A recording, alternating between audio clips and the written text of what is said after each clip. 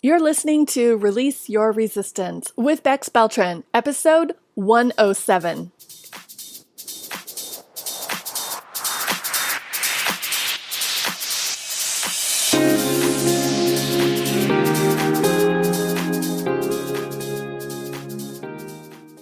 Welcome to Release Your Resistance. This is Bex. The only reason why any of us don't have what we want in life is because of our own resistance. Right now, I'm learning how to recognize and release my resistance, and this podcast tells you how you can release your resistance so that you can live the exact life that you want. Let's get started. Hello, welcome back to the Release Your Resistance podcast, or welcome for the first time if this is the first episode that you are listening to. I'm so excited to bring you another interview today with my friend and colleague, Zayne Khan. The genesis for this episode came as Zayne and I were having a friendly conversation, and unbeknownst to him, he asked me a very general question about my journaling practice, and I just went crazy. I just had to tell him all about it, and he took the bait. He got very excited about it and decided to start his own journaling practice. So then I thought we needed to have a podcast episode where he discusses his transformation from someone who was not journaling to someone who is now journaling and everything that's come as a side benefit of that transformation. Listen all the way through to this fun and interesting and conversational interview. And if you want to follow Zayne or get in touch with Zayne, you can easily get his contact information on the show notes for this episode at bexb.org/Zayne. That's Zayne. And yeah, let's just go straight into the interview. Hey Zayne, how's it going? It's going amazing. I'm so excited to talk about journaling with you today. I am so excited too, because you have recently been through what I consider kind of like a little mini journaling transformation. Would you agree with that? Absolutely. I think for the longest time, I love the idea of journaling, I would see all these YouTubers make it look so glamorous and have these beautiful aesthetics. And I wanted that so bad, but I also have so much resistance to it too. Like I felt like it's something I should be doing and not something I genuinely wanted to do. So I think that was a huge dynamic for me. I love that you describe it that way, because this podcast is about resistance, recognizing and releasing resistance. And what you just said is exactly how I try to make people understand what I mean when I say resistance. It's something that we think we should do, and it could be about anything. We have this thought, oh, I should do it, or I want to do it. And then we have another thought, but I don't want to do it, or I can't do it, or I don't know how to do it, or I couldn't do it the way that I want to do it, so I'm not going to do it. So is that kind of how you were feeling when I first talked to you about journaling? Yeah, it was one of those things where it's like I really want to journal. Like I want to have the aesthetics and the growth and the improvement, but I feel like there's a specific way of doing it that the YouTubers do it, right? I need to make it look like that. And when I would sit down to journal, sometimes it would feel very forced and unnatural. It's like, okay, I need to get some sort of insight or some sort of progress from this one journaling session. And that created so much resistance for me to the point where I would just put it aside and try again in like 2 weeks and then get the same result because I was thinking the same thoughts. Oh, I can already tell this conversation is going to be so helpful for anyone who also shares a resistance about journaling, but also for anyone who shares a resistance about anything, because we can just substitute in the word journaling for online dating or applying to a new job or moving houses or whatever, we do exactly what you just described. We think we should do something, but then we build up this expectation because of our thoughts, and then it doesn't turn out that way. And then we don't want to continue doing it. And it's just a cycle. A couple of weeks ago, I don't even know if it was like 2 months ago, you and I were having a conversation, just a friendly conversation. You asked me something about why do I journal, or how did I get into journaling? So let's take you back to that moment when you were still in that resistant state that you were talking about. And how I describe that is journal curious. I think there are 3 types of people in the world, non-journalers, journal curious, and journal lovers. So I think at that time you were journal curious. Would you agree? Definitely. I love the idea of it, but the Mhm. actual practice of it was still a little bit nebulous and foreign for me. You just asked some kind of like a general, polite question, and I was probably like, blah, blah, blah, like, oh my Yeah. goodness. And so, what did you think at Well, that you seem conversation? so like passionate about journaling. And I asked you how, and you talked about how you had watched a YouTuber who was really into journaling as well. And you just decided when you watched her that the reason why she is so insightful and thoughtful is because she journals every day. And you just decided in that moment, like, yeah, that's why. And you talked about how you journaled pretty consistently from that point on. And I was like, so I get to just decide that I can enjoy journaling. Like I can drop all of these expectations that I have for it. And that sparked so much curiosity for me. Because again, I was approaching journaling with a sense of obligation, which is never a good feeling when you want to create a healthy habit.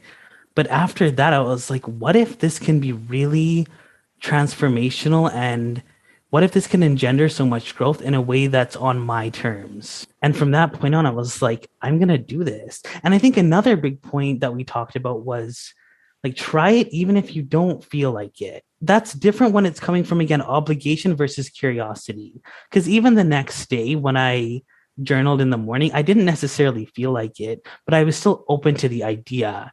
And then the actual journaling session was absolute magic, because I was Mm. coming from it from such an open place. And then for 1 or 2 days you journaled, right? Mhm. And then you sent me an email like on the second or third day. Do you remember Yeah. that? Do It you? was so magical. I just had so many like random insights that I didn't know were just flowing around in my brain.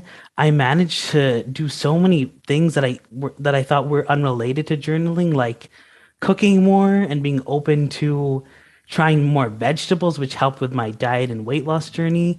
I already had an idea that journaling would be so helpful for me, but I didn't realize all of these like random byproducts that would come out as a result of just being open and curious. Yeah. Okay, so I haven't told you this part of the story yet. Yeah. So you sent that email to me and I saw it and I was like, wow, this is amazing. I was just so impressed and happy for you and proud, that I shared it with you, but proud of you for doing. I mean, it was just like so good because your email was just so full of passion and emotion. I thought, wow, that's amazing. I can't wait till the next time I talk to Zayne. We can talk about journaling again and this transformation. And then that night, I was with my sister. Somehow the topic of journaling came up, as it often does in my presence. And she said that a professional that she's working with had recommended that she journal, and she Mm. wasn't that into it, and it was an obligation, and she was trying, and some of the reasons that a lot of people have for not journaling. And I said, hold on, I want to read you an email. And I Oh, I read love her, that. yes, I read her part of your email, and she started crying. Oh, no way. Yes, she was so Oh, touched by hearing how you had tried it. And yeah, it was such a beautiful, that I makes me thought, want to wow. cry. I love that. And I had completely forgotten to tell you that until Yeah. just now when we were talking about it again, that yeah, it was, yeah. So even a stranger who didn't know you, who heard about you third hand through an email, was able to pick up on how much it changed for you just in those Yeah. couple of days of journaling. Well, that's incredible. It feels like it's a secret I'm holding on to now that I need to share with everyone. So that's why I'm just so grateful to even be here talking about it. But I'm telling all of my friends, like, just try it, be open to it. There are so many things where we feel like we don't have very many ideas or we're not interesting. And I hear it all the time with my friends and even people online. And I genuinely believe that journaling is the answer to a lot of those problems. Mm-hmm. So it's Like, so nice to hear that I could inspire someone else. yeah. So to be a little bit more specific, when you Yeah. say journaling could be the answer to problems, like I Mm. know in my life how it Hmm. helps me personally, Yeah. and you're maybe a little newer to it. Are you continually journaling daily right now, or are Yeah, you I still missed like building a up to? couple days since our call, but Mm-hmm. I've been journaling ever since. Yeah. Yeah. So what kind of problems would you say journaling helps you with? Yeah, so I was stuck in this phase of consumption in the mornings. The first thing I would do is check my phone. I get all these messages from friends, some of them being really nice, like good morning. I would check the news, which often isn't so nice, social media. It felt like I was starting my day off on someone else's terms. And I didn't like that. And I didn't even realize I didn't like it until I started journaling because it was something that I was so used to, just hearing constantly about other people's days or what's going on in the world. And it's like I was consuming so much information, but what was I actually creating? What was I being curious about in terms of what my own brain wants to produce? So when I started journaling, it was like this blank slate. I could just get all of my thoughts out onto paper. Had I not done that, had I not started doing that, I would have continued to just fill my brain with other people's thoughts, which isn't something I want to do so consistently. And it's definitely not something I want to do first thing in the morning without very much intention. So I think that's one big problem it solved. And then the other one was definitely coming up with new ideas. I had this thing for the longest time where I believed that I can learn so many things, but I'm not able to come up with my own unique insights. I didn't go into journaling thinking I would come up with all of these ideas, but they just came to me randomly. And that was the most magical part of it, where I had no expectation, but it just sort of happened. And now it's like happening consistently because I have that neural pathway in my brain to be creative and be generative. And it's just the most fun thing ever. I love it. So let's get into the mechanics of it too, just because I'm so curious. So do you journal laying down in your bed, sitting at a desk in front of a window? Like, what's your preferred journaling state? Yeah, I love to sit at a desk and really have that intention of like, okay, this is my journaling time. I think if I did it in bed, I would like fall asleep because it's also kind of a relaxing activity as well. So I sit down. I actually have like 5 journals at this point. I'm kind of in the process of switching some out. I think for me, it's really good to have different types of journals. So for me, I have some that are very prompt heavy, where they ask specific questions. And then I have some where I can just free write, which is really helpful for me as well. So I do like to sit down and write as if I'm doing something that's very structured, but also not at the same time. It's like structured but creative. It's this beautiful balance. I love that. Yeah. And did you feel like you had to like follow a recipe or a plan or a strategy? Like, because I had told you exactly my morning routine, like how I sit in the position that I sit and how I grab everything. And I have a podcast episode about that too, how I lay out, how I do it. So did you feel like you needed to have that kind of a plan for yourself, or did you just let it evolve? How did you figure that out for yourself? At the start, I thought I needed to fill all of the white space in my journal for that specific day.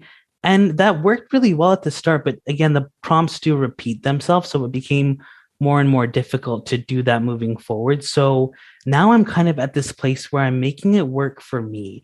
It's like, what's the result that I want to create from this journaling session? And it's not to fill up all the white space. I don't need to do that. It's to gain some kind of insight or clear out my mind or just start the day off with a really great intention. So sometimes I will just do my 5-minute journal that my best friend got me for my birthday. And it's just so nice. It takes, again, 5 minutes. And I just set an intention, some affirmations, and it's just good to go from there. So I think finding out what works for you, that might be laying down in bed with a computer even, it might be with a journal that's heavy in prompts, like really exploring what could work well for you and going from there. That's so helpful because just like you had noticed in your earlier attempts to journaling that if it didn't feel comfortable or if it didn't feel exactly right, then you were not likely to continue it the next day. Mm-hmm. And I don't want anyone to feel like, oh, well, it didn't work for me today, so I'm not going to do it tomorrow. Yeah. Okay, try something different tomorrow. Do it in a different space in your home, or be in a different position, or use a different notebook or journal or technology. Yeah. It's like when they say people who don't like reading just haven't found the right book. I think it's the same for journaling. It's like people who don't like journaling haven't found the right environment or the right journal, or maybe they're not in the right headspace to do it in that moment, but just being open and curious and getting over that initial resistance, I think could result in such magic, honestly. So you mentioned that you've told a few of your friends now about your journaling practice. What's been the response? Yeah, they're super open and curious. I don't know if anyone has actually started it, but I think they are definitely thinking about it, and we still talk about it. And it's such a nice way to even connect with them when I'm sharing my experiences. They're seeing like, oh, wow, it's creating such an improvement for you. And they can sort of join in the like joy of that. which I Yeah. think is awesome. And I'm still committed to getting someone to actually journal consistently, or at least try it at the start. Yeah. And I think it'll be good for my friends and anyone listening as well. Yeah. Because I do love journaling and I talk about it all the time. I guess I am trying to push it on people because, like you, I believe in the benefit of it. So why not? Why keep the Yeah. secret hidden, right? But Mm-hmm. a lot of times people tell me, oh, I tried it. It didn't work for me. I'm just not a writer. I don't have time. I don't, whatever. If you heard any of that now as a new journal evangelist, let's say, Yeah. what do you think you would say in response? I would say treat it like going to the gym or going for a walk because it is truly a mental exercise and a mental workout. That's what it is, and that's what it feels like every morning. I start the day off with just so much more intention, and I feel so much more aligned in what I want to do throughout the day. In the 2 days that I didn't journal, I felt so off. Hmm. It felt like the entire day was like there was just something missing. And that's what it's like when you develop a habit that's really useful for you and that's serving you a lot. I think that's what I would say. Just treat it like walking or going to the gym because it truly is such a powerful mental exercise. And again, I will emphasize the openness and the curiosity. What if this can change my life? Like, ask yourself that, right? What if this can change my life? What if this can be really useful for me? And I think to just go from there. I just wanted to add that I love the notebook that's on your store, the brainstorming and bright ideas journal. I have so many ideas that are just like floating around in my brain, and I never like sometimes I write them on pieces of paper, but I don't intentionally sit down with them, and then they're gone. They're in the recycling like a week later, and that sucks. So just even finding a notebook or journal that has specific prompts that really resonate with you, because there are so many out there. And then you get to this place where you start asking yourself really powerful questions. We know from, our life coach school training that asking yourself great questions is powerful, but now it's becoming an automatic habit because with these prompts, I'm being asked questions and then I'm just in the habit of answering them. So then the questions just come to me themselves, it's just so helpful. Yeah, I think you're right. I think that is a habit or like a practice that maybe I have now gotten into. And it just now comes naturally that I ask myself a very empowering question versus a disempowering question. Or if I Mhm. feel a little bit of writer's block, I'll think about, okay, well, what do I love to write about? Or what kind of prompts have gotten me really good results in the past? And then I start writing about that and it feels really good. Yeah, and you can get even more meta and talk about why you don't feel like journaling in Mm-hmm. your journal session. That's what you offered to me. I Yeah. didn't need to do that because once I started journaling, it was again just so magical. But that's an option for people listening too is why don't you want to journal? What's that all about? Is there a Yeah. block there? Is there something from your past that prevented you from wanting to journal now? Like, what is it? I'm thinking of the people that I have met since I started my journaling meetups, Yeah. and someone who recently came to one of them said he had never written with using prompts before. And it made Mhm. him feel so much better using a journaling prompt versus Yeah. just writing whatever came to his mind, which would have been an Mhm. option too. Just Mhm. having those empowering questions or having something specific to write about. All of my prompts that I use and that I share, they all have so much intention behind them. Yeah. That it's just they're so specifically chosen to make us think or to open our minds to something or to remember something or to give ourselves credit for something. It's Yeah, so powerful because when you ask your brain a question, it will come up with an answer. And right. I think I was asking myself a lot of disempowering questions before. Why can't I lose weight? Why isn't this going my way? Why didn't I drink enough water today? Versus, like, how can I drink more water today? How can I make doing the dishes fun today? And I think the journal prompts definitely created that space for me even more. Because Yeah. you're right, like, a lot of these prompts have such great intention behind them, and especially the ones you have in this notebook here and all your notebooks. I think it's just so powerful. And I love that you got that notebook and you told me how you were using it. And when you told me, I was like, wait a second, that's not how you use it. Like, because that's not how I use it. Yeah. So I'll talk about the notebook first. The reason why I created the notebook Mhm. was for myself. I'm always my number one customer 100% of the Yes. time, right?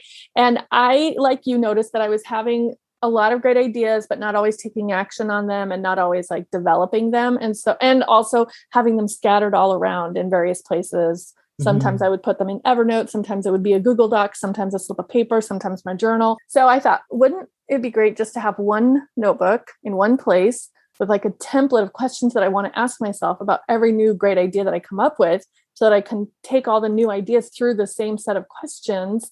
And then they're all in one place. And even if I don't take action on it, I know where it is so that I can come back to it later when it is time. And so that was the idea behind it. I put it out in the world, and I'm on my second volume of it now because I use it and it's so good. And then you got it and you use it differently from how I use it. So talk about how you decided to put it into practice. So I incorporate it in my daily journaling practice. It's not something that I just use for ideas that come to me randomly. I do use it for that as well, but I find that when I just sit down and have the prompts in front of me, an idea will come to me because I'm constantly having these ideas. They're just like overflowing at this point. It's not even a problem for me. So just sitting down with the journal and actually having the ideas come to me right in the morning and having that be something I do as a daily practice is so helpful. And it really helped me get over that fear that I'll never come up with as many great ideas as my teachers and my mentors. Because here I am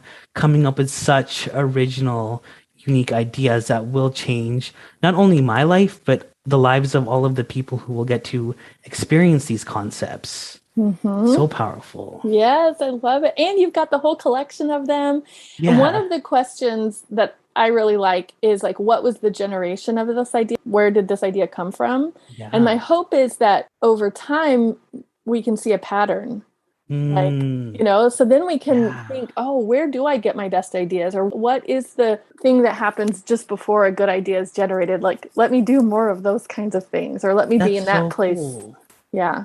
Yeah, different environments even. Like, I get a lot of these ideas when I'm at the beach, for example. Right. Seeing those patterns could be so helpful because then you can go to those places or you can be in those environments where it's just so easy for those ideas to come. Yeah. I love seeing those patterns. Yeah. Yeah. And it doesn't even have to be a physical geographic place, although it certainly could be. It could even be, I was reading this author who I love, or I was listening to this music that, always puts me in a good mood or something. I mean, who knows what our patterns will be, where our best ideas come from. Well, that's so interesting because a lot of people consider things like motivation and inspiration to be very fleeting. But what you're talking about here is actually finding a way to get inspired in a more deliberate and intentional way by seeing what the patterns are with the notebook and seeing like, where do I get inspired? You can almost just like create the inspiration right then and there. And like, we know we can do that with our thoughts, but in this way, it's even easier. Right. Maybe, hopefully, right? Maybe it gives us a shortcut. Yeah. I have faith. Yeah. Yeah. I'm going to choose to just believe that's true. Yeah. Why not? And see if it happens. Yeah. Why not? Well, would you say that a month ago, 6 months ago, a year ago, you had resistance to journaling? Yeah. Like I had this journal my best friend got me for another birthday, actually. Same friend. And I did journal in there every so often. I tried to make it a daily practice, but it was just becoming difficult because I had so much resistance, right? So I think now that resistance is definitely gone. It's just like full of openness and curiosity. So I definitely had that resistance there. And now it's just like completely dissipated and so fun. Yeah. So if we had to really break it down into a very simple bullet point, how would you say that you released that resistance? I think for me, it was just being open and curious. And I think the way to get to that place is to replace the disempowering questions with more empowering ones. So if you hear in your questions, why can't or why didn't this work out? That's kind of a signal for you that you're asking yourself a disempowering question. I think I love asking myself, what if? What if this could be a journaling session that completely transforms my day? What if I get one brand new idea from this journaling session? What if this is just an opportunity for me to try something new? Because then even if it doesn't work out and you find that you hate journaling for some crazy reason, like you could still know that you gave it your best shot. Yeah. But I think that's the first step, is just replacing those disempowering questions with more open and curious and gendering questions. And then I think the second step is just to try different things, search up different prompts, see what works best for you. Again, that might be the computer, that might be just a blank piece of paper, lined piece of paper, whatever it is for you. And I think the third step is just to get writing. Just like set a timer and write and see what comes out for you. Yeah. I think in this day and age, we're so focused on consumption, as I mentioned, right? Like social media is huge right now. TikTok, Instagram, so much consumption. It's like consumption overload at this point. So having a space for you to get your ideas out from your brain onto a piece of paper, it's really the opposite of consumption in that way. Because it's like instead of having that input, you're actually creating something in the world and having output. And, you might find that it's really helpful for you and it could be, your next most favorite hobby. I love that you broke it down into those 3 steps, because for someone who maybe doesn't have any resistance to journaling, but maybe has resistance to something else, I think those steps still apply that you just described. Notice what you are thinking and believing. Like if you were thinking and believing, I'm not going to like it, I'm not going to be good at it, I'm not going to enjoy it, or I won't have anything to write. Notice that you're thinking those things. So about any other area of our lives, if someone is thinking, oh, I wish I could get a different job, but no one's going to hire me, the market isn't good, I don't have the skills. Just notice those thoughts. And then you said, replace it with a question like, well, what if? Okay, well, what if someone does want my skills? What if the market is good? What if people are looking for someone with my qualifications? And then just doing it and see what happens. You'll never know until you actually put out the resume, fill out the online application, go to the networking event. So I think that is a great recipe for any area that anyone might have resistance, journaling or anything. Yeah. And I think the key there is not expecting it to feel like extreme passion or inspiration, but just the sense of curiosity that's different than resistance and like obligation or this aversion, whatever it is that you were feeling initially, just feeling that vibrational shift away from that a little bit so that you'll at least start and see. Yeah. Instead of just staying where you are and holding yourself back and not trying. Yeah. What about any other self-development tools or topics? Do you have any other things besides journaling that you like to do for yourself? I think walking is such a powerful tool for, of course, getting exercise, but also self-development as well. I've started walking without listening to podcasts and music because, again, that's a very consumption-based activity, which, again, there's a place for that. And I love me some Taylor Swift, which is great. But at the same time, just going for a walk and exploring like the possibilities for yourself and asking yourself those questions that are so empowering. What can I achieve with my day today? How can I make today better than yesterday? And just doing that, and I just love the idea of up-leveling the habits you already have. So if it's your work, for example, like how can I make my work more efficient and productive in a way that still serves me? And again, I think the baseline of this is powerful questions as we're talking about. Yeah, that's really good. That's a good reminder. Powerful questions. Since you mentioned Taylor Swift and you mentioned podcasts, what do you love to recommend to other people for entertainment or for personal development or for work? I love podcasts. I think find a podcast that really works for you. A lot of us drive or transit. That can be a very negative time for a lot of people. You're getting cut off in traffic or someone bumps you on the bus. But I think that can be a really good time to get sort of lost in a self-development podcast. I, of course, love the Life Coach School podcast. I do definitely too. just changed my life completely. Yeah. And find something that works for you. It doesn't even have to be self-development, just an entertaining podcast, a comedy podcast, something that fills your brain with ideas. Because I know I talked about how consumption isn't something I want to pursue all the time, but I think, again, there is a place for it. And when you input ideas that are useful and ideas that are serving you, it makes it even easier to output those useful, unique ideas as well. Yeah. Wow. Do you listen to audiobooks too, or mostly just podcasts? I don't listen to audiobooks anymore. I used to, but now there's just something about holding a physical book and like concentrating on it that I really enjoy. So it's mainly just podcasts for me. But I do enjoy singing a lot. And I think journaling helped me kind of rediscover my passion for it, because for the longest time I had this idea, well, I'm not that great at singing, therefore I shouldn't be doing it. And I challenged that a bit in the past, but I kind of lost that a little bit too, where I'm like, just don't do it. You're not good at it. You're never going to make anything from this. But I had a journal entry where I actually talked about like, why should I not do something I love just because I'm not good at it, whatever that means, right? And now I'm like singing more consistently and just having fun with it. So I think that's another huge thing is pursue hobbies, even if you're, bad at them, Right. right? Yeah. Whatever that If you means. Like enjoy it. Yeah. if you enjoy, just pursue it. Yeah. Yeah. I think there's so So much pressure to make like money off of your hobbies, but yeah, there's some things you can just pursue for just the because sake you of it want because it's to. fun. Yeah. Yeah. Yes, that's really good. And I do agree with you. I think frequently when we do something consistently or regularly and we talk about it and we're passionate about it, frequently people will say, "Oh, are you going to pursue that? You should still, open it up. You should sell it." And that for me, a lot of times takes the fun out of it. I think it is more fun if it's just something that you do just for fun. So how do you sing publicly or do you sing just by yourself? Do you have a karaoke machine? What's your singing practice? Yeah, I have like a little karaoke mic, which is so much fun. I Yeah. sing with my friends sometimes. I do actually have a proper mic and I have one cover on YouTube. Yeah, it's a Taylor Swift cover. It was so much fun filming that. It was such a cute little aesthetic and I just enjoyed it so What much. was And the song? it was called The Moment I Knew. Okay, I don't know that It's, one. I'll have to look for yeah, it. Yeah. it's quite sad, but it's very like emotionally powerful. So I just Mm. love singing it. Yeah, I'm just getting excited talking about it. I think that's the thing. When you journal, it's a way of possibly rediscovering your hobbies and passions in other areas. You just learn so much more about yourself, things that you didn't know were inside. It's like bringing your subconscious into the conscious.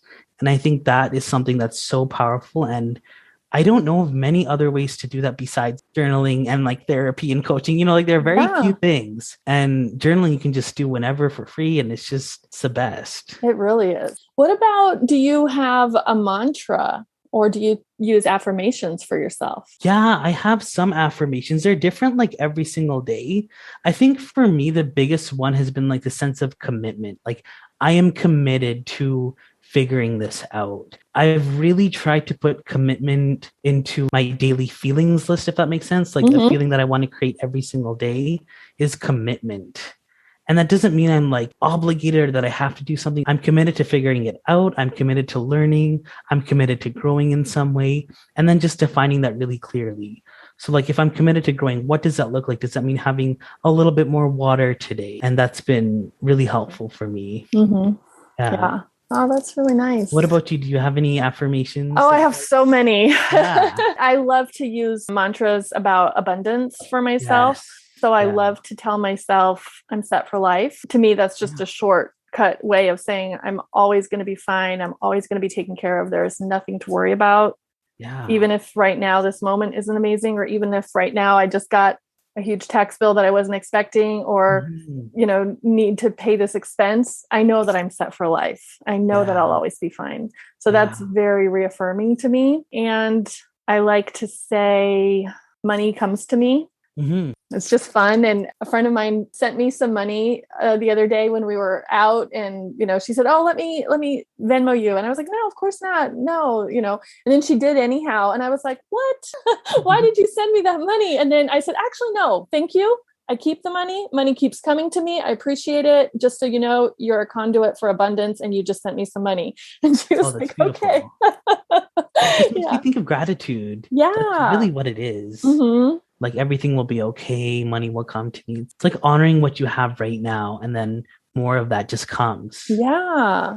I mean, anyone who's listening right now who's not interested or focusing on money or abundance, you could replace money with anything else. Creativity will come to me. Health will come to me, or whatever you want. You could just decide, I'm going to be healthy for life. And then just live your life that way and take care of yourself and make decisions from that point of view. And it's so interesting when you mentioned creativity. I thought about all of the times I research articles on like how to become more creative. I want to have more songwriting ideas and more blog topics. And going back to journaling, like that is the key, is just getting your ideas out on paper and exploring what's inside, because we have infinite wisdom inside of us. And I just think that's something we should honor. And that's interesting. That brings up a question in me. I think, yes, I get a lot of ideas and I can write a lot of things down.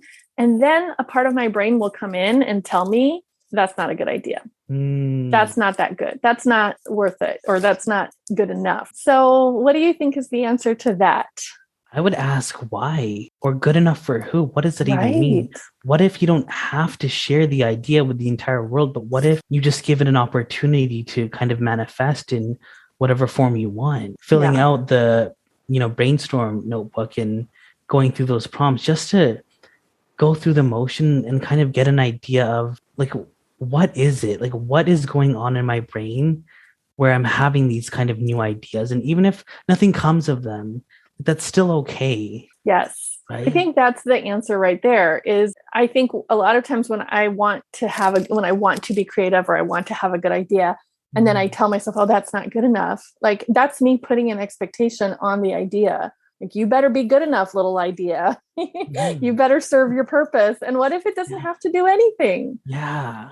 Yeah. Absolutely. It's the same thing like when I sing just randomly in the shower, like I'm not singing for anyone else or just in my room. It's like there's no purpose to that other than to express myself. And I think that's a huge point, is like journaling is a form of self-expression.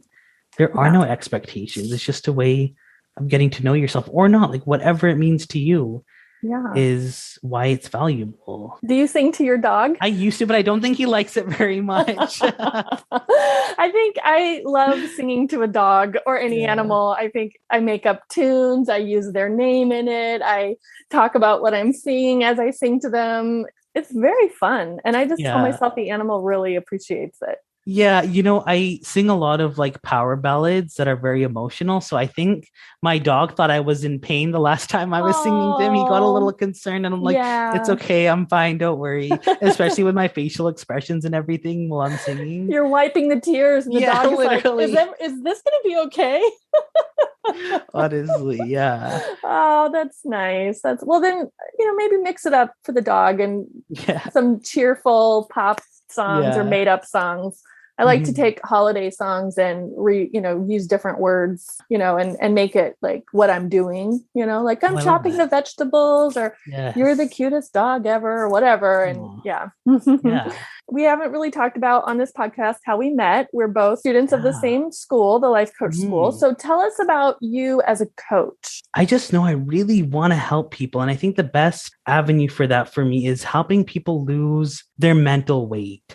I thought I really wanted to just focus on weight loss, but there's so much more outside of just weight loss. We have this idea that when we achieve our goals, we're going to be magically happier. But then when we look back and think of all the goals we've achieved, it's nice, but we're not constantly in like the state of joy and awe when we think about them. So more than anything, I help my clients find joy in the journey and help them find the sense of happiness before they've achieved their goals while they're achieving their goals, So it's kind of what I do as a coach. Yeah. That's so much better. Because then you get the benefits along the way, right? Yes. If you're finding joy in the journey. Totally, because you can, of course, still achieve all these incredible goals, and that's so good and so fun. But there's so much more to it, because you don't want to have that expectation. Because I've heard from some people when they reach their goal weight, they're actually less happy because they had such a huge expectation for it, where they're like, well, I see the number on the scale, but I'm not happy. And it's because you're still thinking in the same way that you did when you weren't at that goal weight, or your thoughts are even more negative because it's like you had the expectation again. So,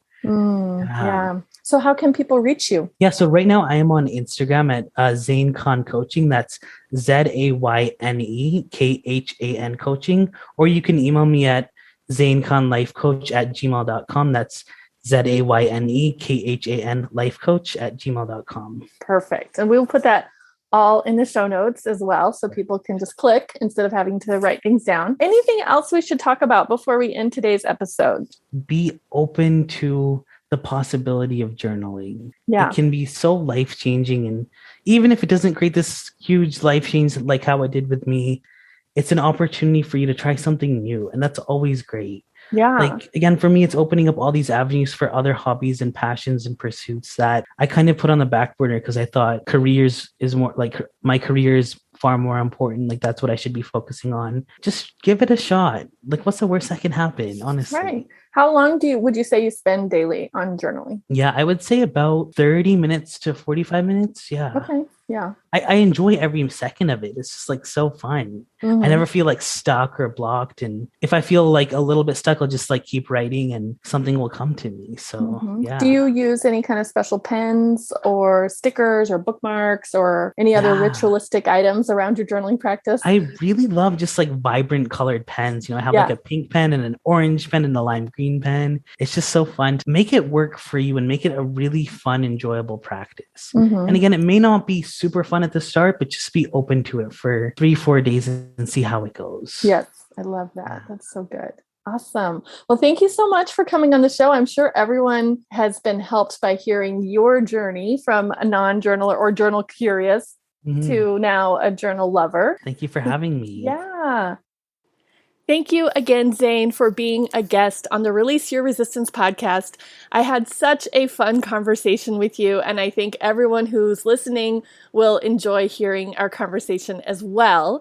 And before we end today's episode, I want to tell everyone about some fun and interesting and helpful upcoming things that have to do with journaling and mind management, noticing your thoughts the way Zayne was describing. So here's what we've got coming up. The thing that I'm most excited and curious to talk about is my new subscription service called Prompt Postcards. You heard Zayne describing using prompts in a daily journaling practice, and if you're curious about that, and if you are someone who loves receiving fun physical mail in your mailbox, I have just the thing for you. I am sending out weekly postcards that contain journaling prompts or affirmations or inspirational or motivational quotes. So if you like to get mail, you can sign up and receive a postcard in the mail from me once a week. Keep the subscription as long as you enjoy getting the postcards. End the subscription when you no longer want them. It's just a fun way to connect and get something in your mailbox and have a little bit of inspiration or motivation or an idea of what you can journal about.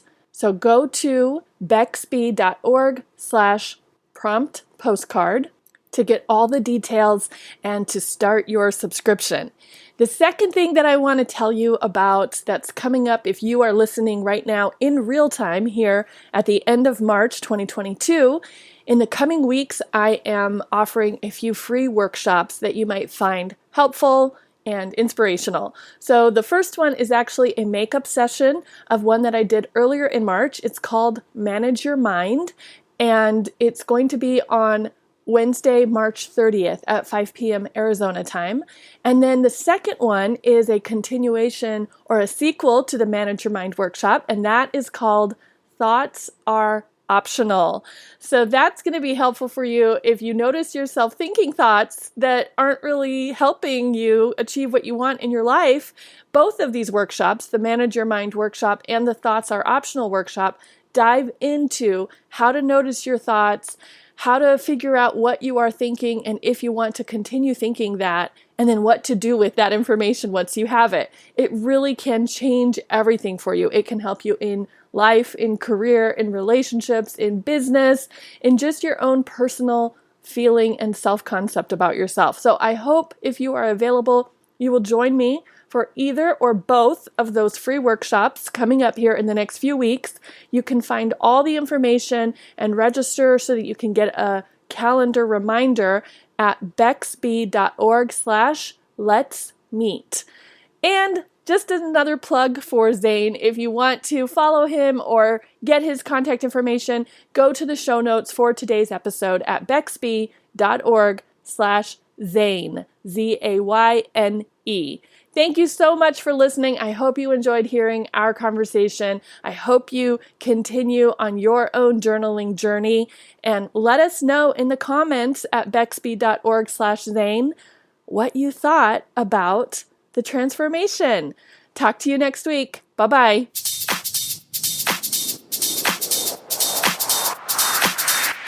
This has been Release Your Resistance. Thank you for listening. If you like this podcast, make sure you're subscribed and leave a review on Apple Podcasts. Also, think about someone who you know who would love this episode and share it with them. There should be a share button on your app if you're listening to this on your phone. If you'd like to continue this conversation one-on-one or in real time, come visit me on my site at beckspeed.org to see how we can work together.